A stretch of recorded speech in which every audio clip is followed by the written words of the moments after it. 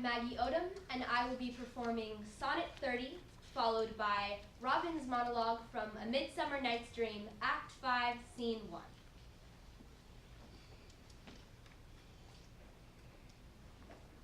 When, to the sessions of sweet, silent thought,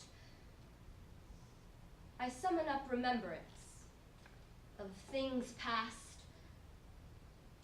I sigh the lack of many a thing I sought, and with old woes new, wail my dear time's waste. Then can I drown an eye unused to flow, for precious friends hid in death's dateless night, and weep afresh love's long since cancelled woe, and moan the expense of many a vanished sight. Then can I grieve at grievances forgone, which, and heavily from woe to woe, tell o'er the sad account of fore bemoaned moan, which I knew pay, as if not paid before. But if the while I think on thee, dear friend, all losses are restored, and sorrows end.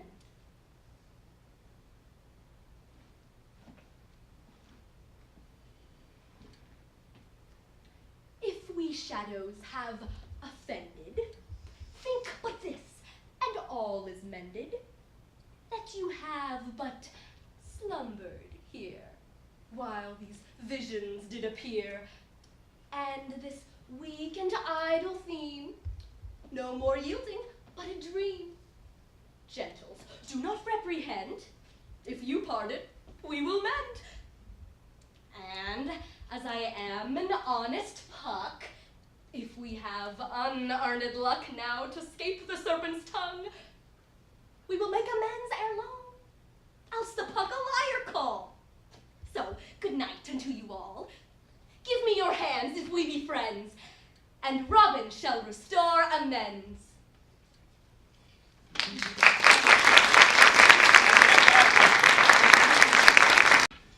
Hi, my name is Malia, and I will first be performing Beatrice's monologue from Much Ado About Nothing, Act 4, Scene 1, followed by Sonnet 106.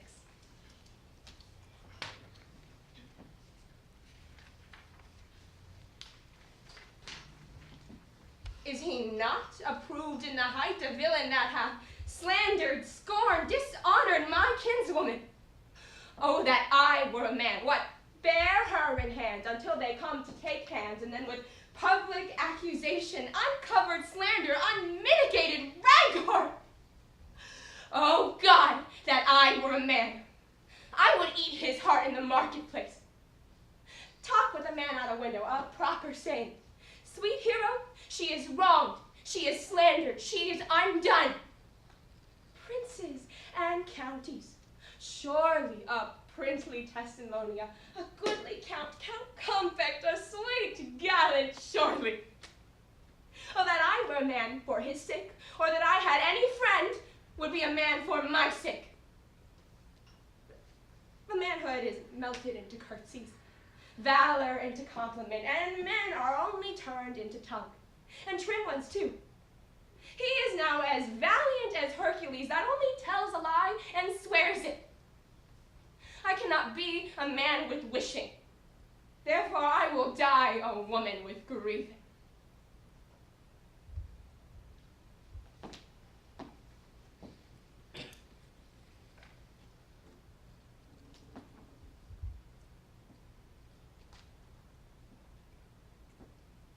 When in the chronicle of wasted time, I see descriptions of the fairest wights and beauty, making beautiful old rhyme in praise of ladies dead and lovely knights, then in the blazon of sweet beauty's best, of hand, of foot, of lip, of eye, of brow, I see their antique pens would have expressed even such a beauty as you, master now, So all their praises are but prophecies of this, our time, all you, prefiguring.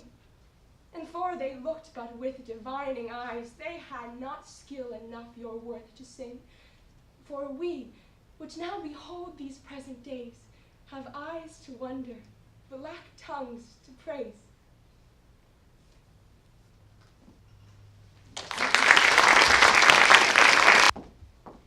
My name is Katherine and I'll be performing Hamlet's monologue from Act 2, Scene 2 from Hamlet, followed by Sonnet 8.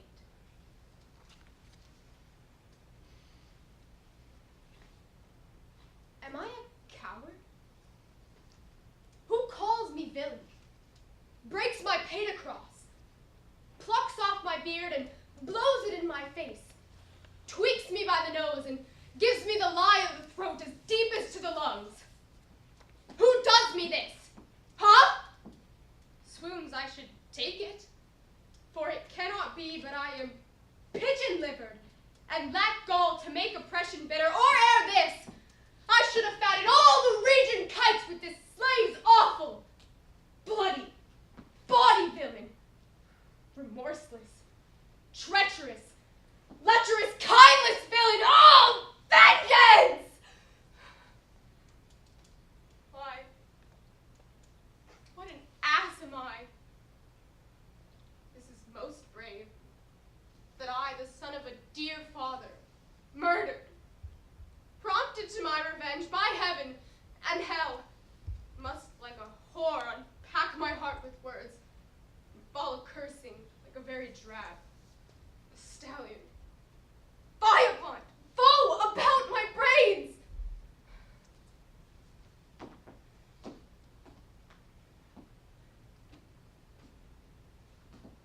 Music to hear.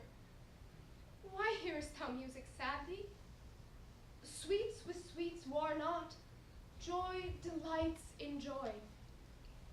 Why lovest thou that which thou receivest not gladly, or else receivest with pleasure thine annoy?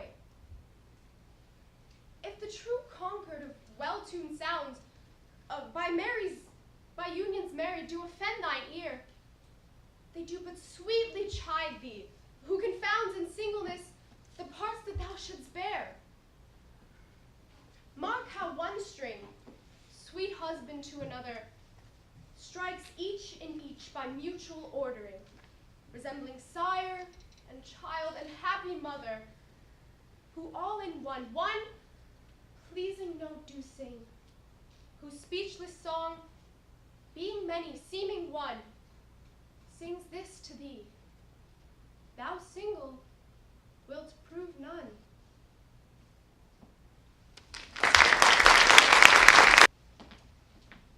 Hello, my name is Matsumori-Kelly. I'm going to be performing Juliet's monologue, Act 3, Scene 2, followed by Sonnet 148.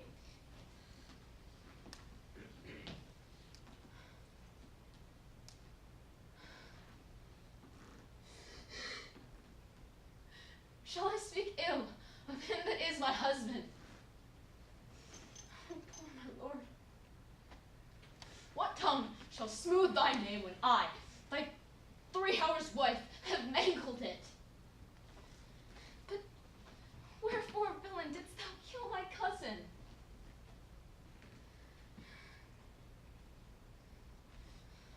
The villain cousin would have killed my husband. Foolish tears, back to your native spring. Your tributary drops belong to Woach. You, mistakenly, offer up to joy.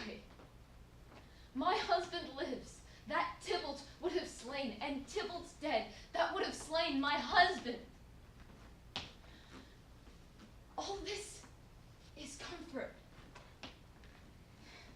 Wherefore weep I then? Some word there was, worser than Tybalt's death, that murdered me. I would forget it fain, but oh, it presses to my memory like damned, guilty deeds to sinners' minds.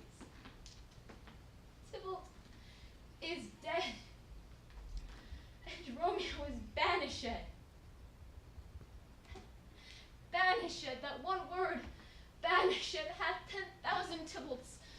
slain.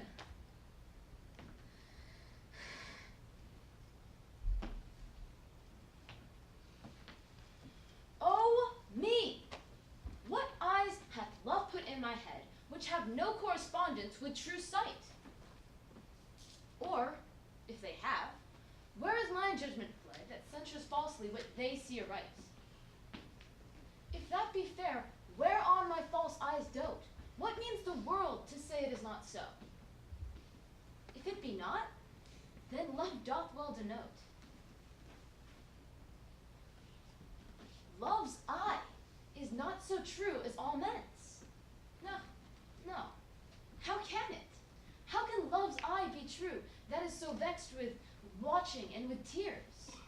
No marvel then, though I mistake my view, the sun itself sees not till heaven clears. Oh, cunning love, with tears thou keepest me blind, lest eyes well seeing thy foul faults should find. Thank you.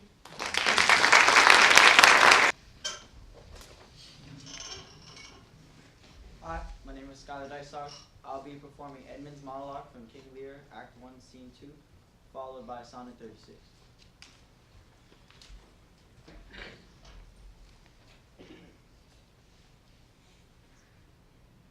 Thou, nature, art my goddess. To thy law my services are bound. Wherefore should I stand in the plague of a custom and permit the curiosity of nations to deprive me? For that I'm some 12 or 14 moonshines lag of a brother. Why, bastard? Wherefore base, when my dimensions are as well compact? My mind is generous and my shape is true as honest madams issue. Why brand they us with base? Baseness, bastardy, base, base, who in the lusty stealth of nature take more composition and fierce quality than doth within a dull, stale, tired bed go to the creating a whole tribe of frogs. Katherine asleep and wake. Well then, legitimate Edgar, I must have your land. Our father's love is to the bastard Edmund as to thee. Legitimate. Oh, such a fine word. Legitimate. Well then, my legitimate. If this letter speed and my invention thrive, Edmund the base shall top the legitimate. I grow and I prosper. Now gods, stand up for bastards!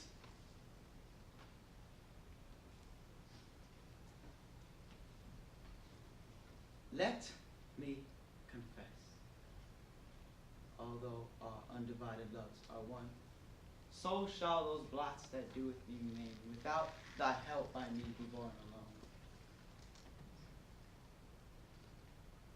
In our two loves, there is but one respect, though in our lives a separable spite, which, though it not alter love's sole effect, yet steal sweet hours from love's delight. I may not evermore acknowledge thee, lest my bewailed guilt should do thee shame, nor thou with public kindness honor me, unless thou take thy honor from thy name, but do not so. I love thee in such sort as, though being mine is thy good report. Adieu.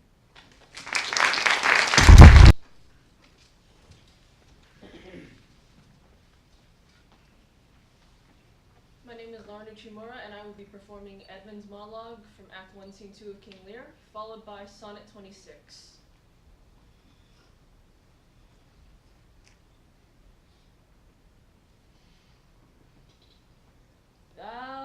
nature art my goddess. To thy law my services are bound. Wherefore should I stand in the plague of custom and permit the curiosity of nations to deprive me, for that I am some 12 or 14 moonshine slag, of a brother? Why bastard? Wherefore base, when my dimensions are as well compact, my mind as generous, and my shape as true as honest madam's issue? Why brand they us with base, with baseness, bastardy, base? Base, who in the lusty stealth of nature take more composition and fierce quality than doth within a dull, stale, tired bed, go to the creating a whole tribe of fops got tween sleep and wake. Well then, legitimate Edgar, I must have your land. Our father's love is to the bastard Edmund as to the legitimate. Fine word, legitimate. Well, my legitimate, if this letter speed, and my invention thrive, Edmund the base shall top the legitimate. I grow. I prosper. Now, gods, stand up for bastards.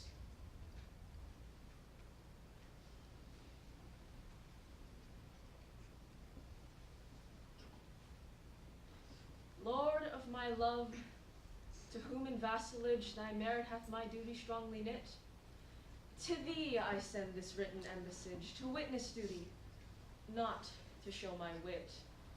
Duty so great, which wit so poor as mine may make seem bare in wanting words to show it, but that I hope some good conceit of thine in thy soul's thought all naked will bestow it, till whatsoever star that guides my moving points on me graciously with fair aspect, and puts apparel on my tattered loving to show me worthy of thy sweet respect.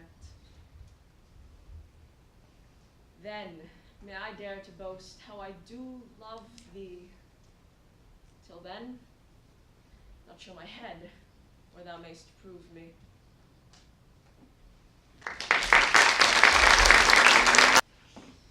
Good afternoon, everyone.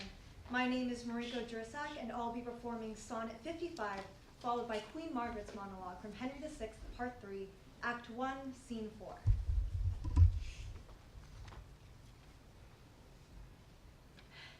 Not marble, nor the gilded monuments of princes shall outlive this powerful rhyme.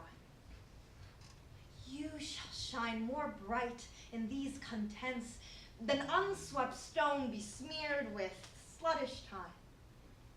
When wasteful war shall statues overturn, and broils root out the work of masonry, nor Mars his sword, nor war's quick fire shall burn the living record of your memory. 'Gainst death and all oblivious enmity shall you pace forth. Your praise shall still find room even in the eyes of all posterity, that wear this world out to the ending doom. So till that judgment that yourself arise, you live in this and dwell in lovers' eyes.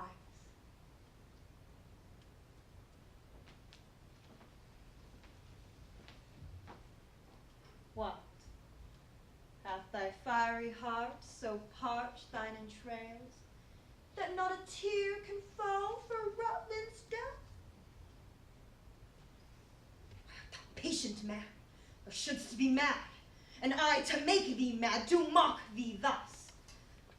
Thou wouldst be feed, I see, to make me sport. York cannot speak unless he wear a crown for York. And lords, bow low to him. Hold you his hands whilst I do set it off.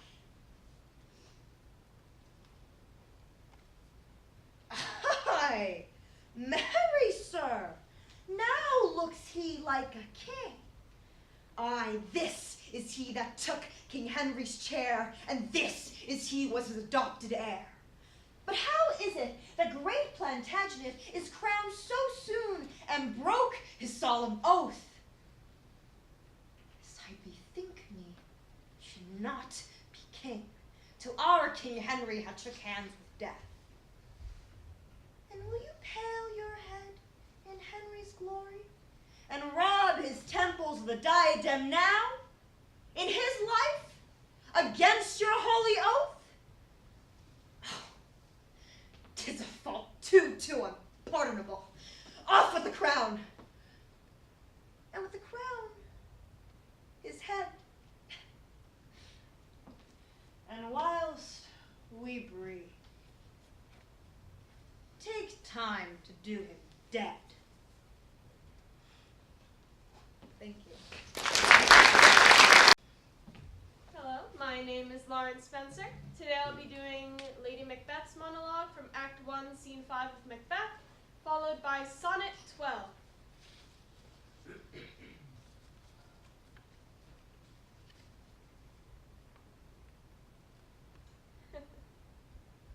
Glams thou art, and Cawdor, and shalt be what thou art promised. Yet do I fear thy nature. It is too full of the milk of human kindness to catch the nearest wave. Thou wouldst be great, art not without ambition, but without the illness should attend it. What thou wouldst highly, thou wouldst thou wholly, wouldst not play false, and yet wouldst wrongly win. Thou dost have great glams, that which cries, thus thou must do, if thou have it, and that which rather thou dost fear to do, than wishest should be undone.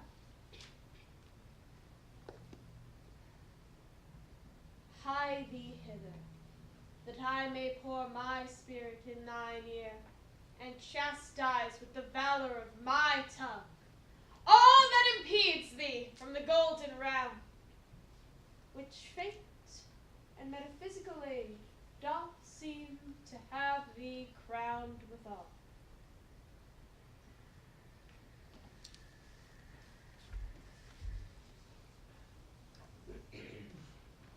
When I do count the clock that tells the time, and see the brave day sunk in hideous night, when I behold the violet past prime, and sable curls all silvered o'er with white,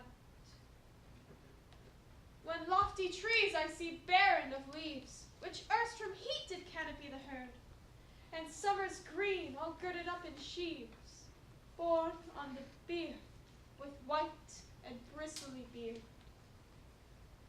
Then of thy beauty do I question make, that thou among the wastes of time must go. For sweets and beauties do themselves forsake, and die as fast as they see others grow. And nothing gainst time's sight can make defense, save breathe to brave him when he takes thee hence.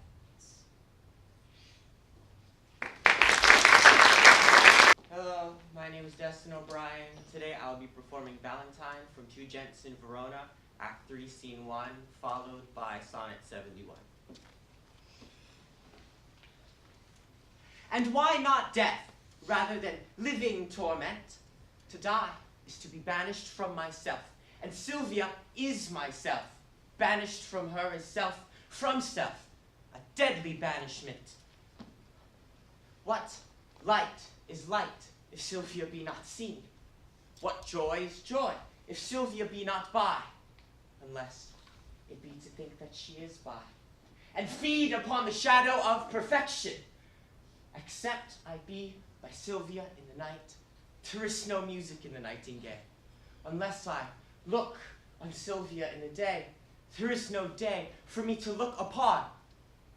She is my essence, and I leave to be if I be not by her fair influence, fostered, illumined, cherished, kept alive. I fly not death to fly his deadly doom. Tarry I here, I but attend on death. But fly I hence, I fly away from life.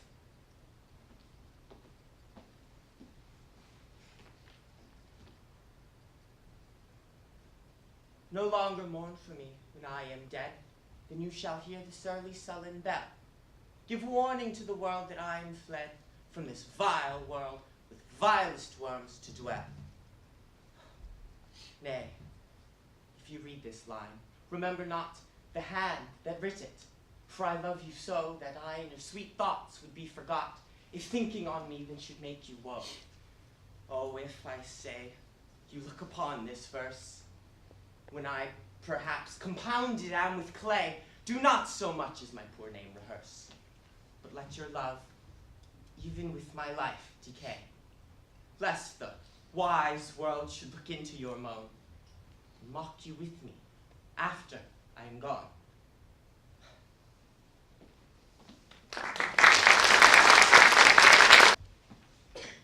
Hello, my name is Nikki Wong. I will be performing Sonnet 137, followed by Portia's monologue from Act 4, Scene 1 of The Merchant of Venice.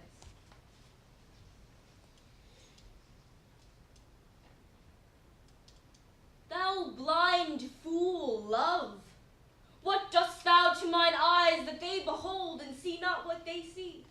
They know what beauty is, see where it lies, yet what the best is, take the worst to be. If eyes corrupt by over-partial looks be anchored in the bay where all men ride, why of eyes falsehood? Hast thou forged hooks, whereto the judgment of my heart is tied? Why should my heart think that, a several plot, which my heart knows the wide world's commonplace? Or mine eyes, seeing this, say this is not, to put fair truth upon so foul a face? In things right true my heart and eyes have erred, and to this false plague are they now transferred.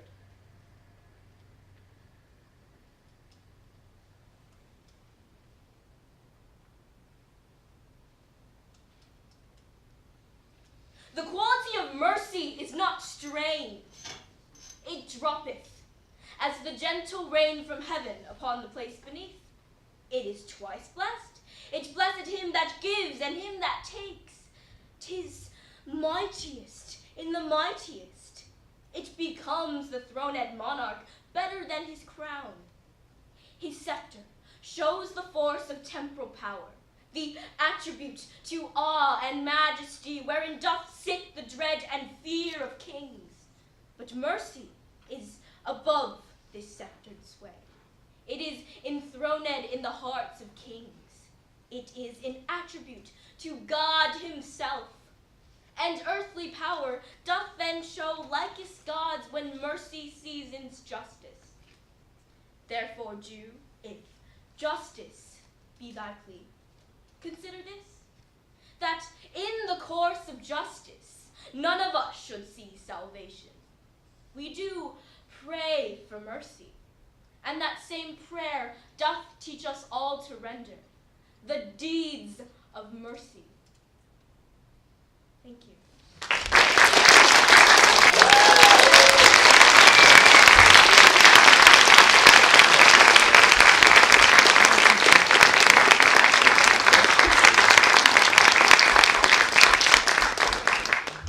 Odom from Les Jardin.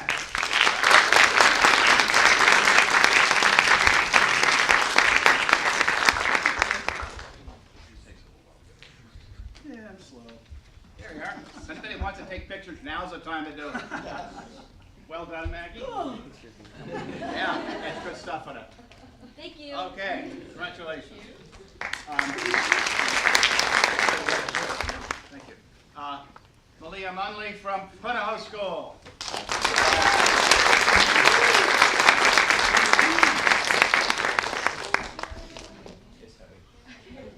Maggie almost fell over. Weighs as much as I do. Katherine Course from St. Andrew's Priory.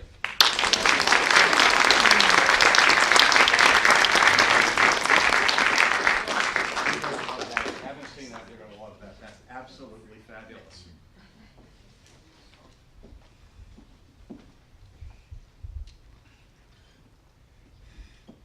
Michelle Matsumori-Kelly from Kaiser High School.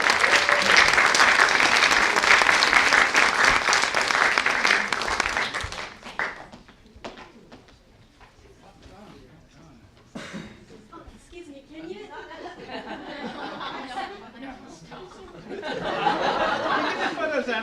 We're getting photos after. Yeah.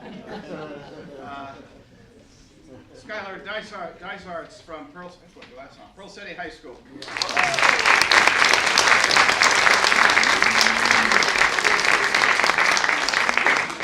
Well done, my friend. Well done. Thank you.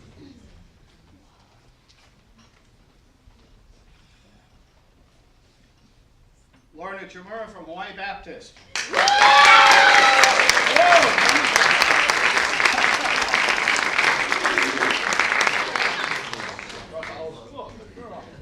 Well done. Well done.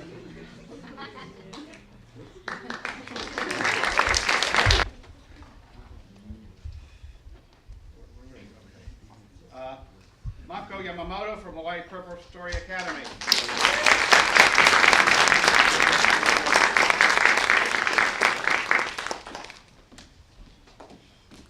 This one is really heavy.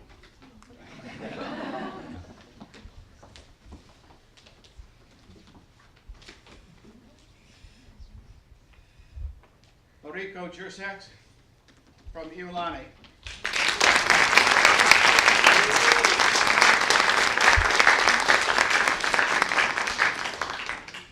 I screwed up her name, I apologize.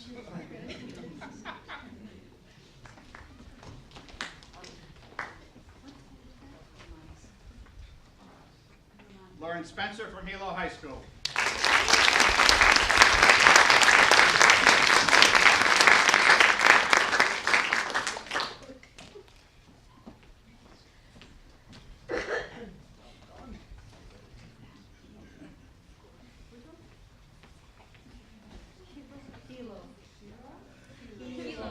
Hilo. Destyn O'Brien from St. Francis. There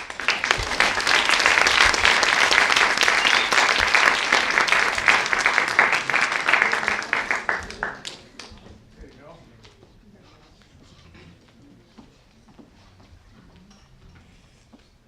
Nicole Wong from Mid-Pacific Institute.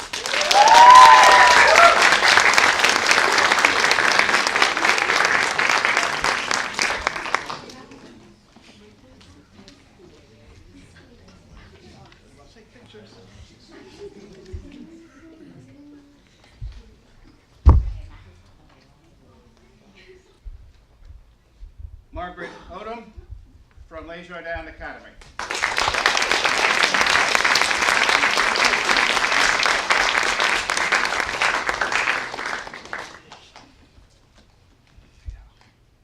Second place, Skylar Dysarz.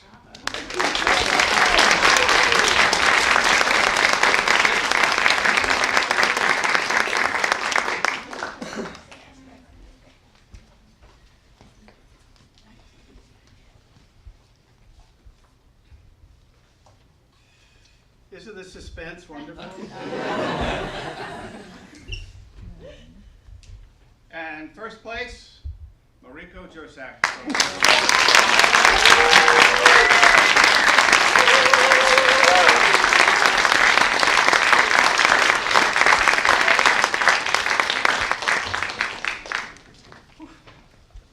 Okay, before we adjourn, I'd ask you, exude omnes.